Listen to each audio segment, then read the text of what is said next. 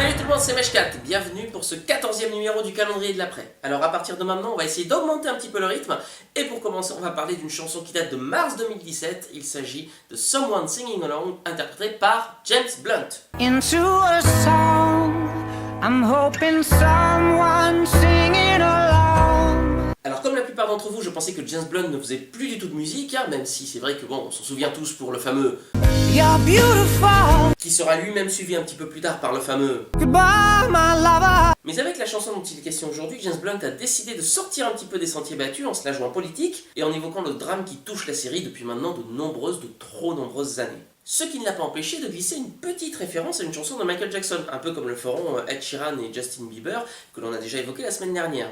Alors, de quel passage s'agit-il? Eh bien, écoutez un petit peu le pré-refrain. And then you gotta find the way that you're walking. Everybody's walking. Alors, est-ce que vous avez réussi à l'identifier? Et oui, je parle bien sûr de la chanson de Michael Jackson, Smooth Criminal, dont le clip est resté célèbre pour sa fameuse chorégraphie. On se passe le pré-refrain pour voir? Everybody's walking.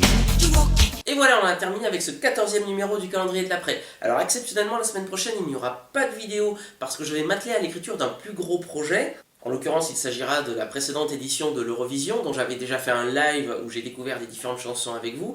Mais je n'avais pas encore fait de vidéo de récap. Donc je vais m'en occuper très vite et normalement, dans 2 semaines, sortira donc cette vidéo qui sera un sujet un petit peu plus élaboré que les calendriers de l'après qui sortent depuis le mois de janvier. Donc forcément, ça demande un petit peu plus de temps et de travail. Rassurez-vous, le calendrier de l'après reprendra du service dès la semaine suivante et on fera en sorte de poursuivre notre travail jusqu'au numéro 25. Simplement, on fera en sorte d'adapter un format un petit peu plus express, un petit peu comme aujourd'hui, tout simplement afin de pouvoir rattraper le temps perdu.